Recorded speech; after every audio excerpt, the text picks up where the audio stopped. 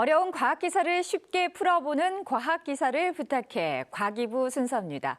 지구라는 이름으로 활동 중인 과학 커뮤니케이터 이은진 님과 함께합니다. 어서 오십시오. 안녕하세요. 네, 자 오늘은 또 어떤 재미있는 과학 기사를 가져오셨나요?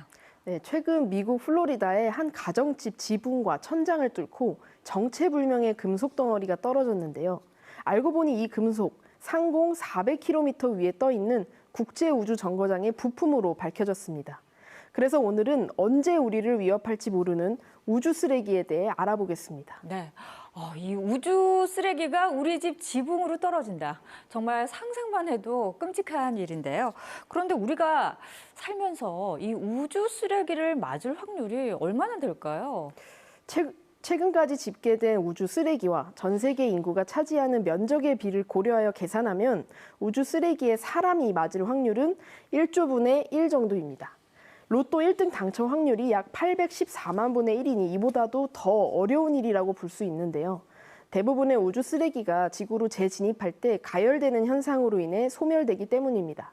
심지어 운석에 맞을 확률이 3배 더 높다고 하니 아직은 안심하셔도 되겠습니다. 다만 갈수록 우주 쓰레기의 양이 가파르게 증가하고 있어 미래에는 그 확률이 점점 높아질 전망입니다. 본격적으로 인공위성을 발사하기 시작한 1960년대부터 2000년까지 약 40년 동안은 불과 500개의 쓰레기가 지구로 떨어졌는데요. 유럽 우주국에 따르면 2022년에서 2023년 2년 동안에만 약 4,000개의 우주 쓰레기가 지구에 떨어진 것으로 조사되었습니다. 인공위성을 계속 쏘아 올리는 한 우주 쓰레기는 점점 늘어날 것입니다. 네, 1조 분의 1, 아주 희박한 확률이라고는 하지만 매년 4천여 개의 우주 쓰레기가 지구로 떨어지고 있고 그리고 실제로 미국 가정집 지붕에 떨어지기도 했잖아요. 그런데 이 우주 쓰레기는 왜 우주에 남아있지 않고 지구로 떨어지는 건지 궁금하네요. 지구 중력과 우주 쓰레기 원심력 사이 균형이 깨졌기 때문입니다. 이 모든 물체는 지구 중력 때문에 중심 방향으로 떨어지는데요. 이때 떨어지지 않는 방법이 있습니다.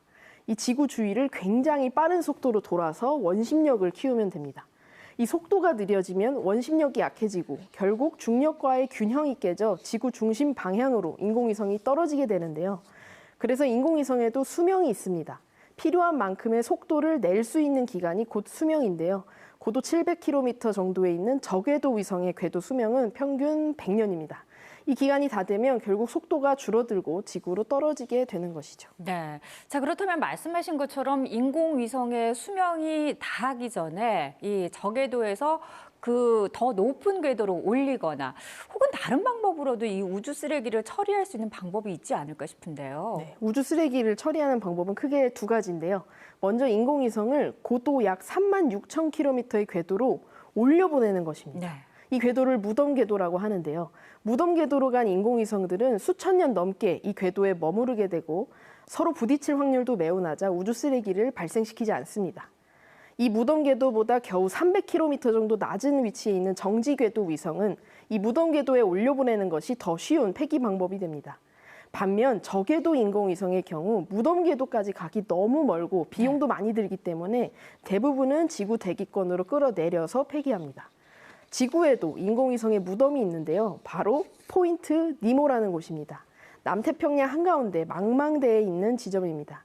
이곳에서 가장 가까운 인간 거주 구역은 대륙이 아닌 우주에 있는 국제우주정거장일 정도로 인명피해 확률이 가장 낮은 바다입니다.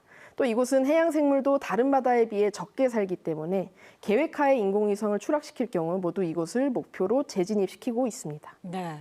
자, 어떻게 보면은 이 우주 쓰레기의 위협이 커지면서 이 세계 각국에서도 인공위성을 만듦과 동시에 이 우주 쓰레기를 어떻게 처리할 것인지에 대한 고민도 깊어지겠습니다. 네, 그래서 우주 쓰레기 처리를 위한 다양한 기술이 개발되고 있는데요. 유럽 우주국은 2026년에 쓰레기 수거 우주선을 발사할 예정입니다. 로봇 팔을 이용해서 100kg 이상의 우주 쓰레기를 포획해 지구로 복귀하는 것이 목표이고요. 일본에서도 강력한 자석, 전도성 끈, 레이저 등을 활용해 우주 쓰레기를 대기권으로 진입시켜 제거하는 기술을 개발 중입니다. 우리나라 역시 본격적인 기술 개발에 뛰어들었는데요. 이 로봇팔로 위성을 붙잡아 대기권으로 추락시키는 포획 위성을 개발해 오는 2027년 누리호에 실어보낼 계획입니다. 네, 기술 개발뿐만 아니라 이 우주 쓰레기 처리를 위한 규제 역시 필요한데요. 유엔에서도 우주 쓰레기 경감 가이드라인을 마련했지만 법적 구속력이 없어서 수명이 종료된 인공위성을 폐기하지 않는 경우가 대부분인 실정입니다. 아름다운 사람은 머문 자리도 아름답다는 말이 있죠. 미래 우주에 머물 우리 지속 가능한 환경을 위해 우주 쓰레기에 대한 적극적인 규제가 마련되었으면 합니다. 네, 뭐 지구 안에서건 지구 밖에서건 가급적이면 쓰레기를 만들지 않는 것이 가장 중요하지 않을까 싶습니다. 오늘도 재미있는 과학 이야기 잘 들었습니다. 고맙습니다. 고맙습니다.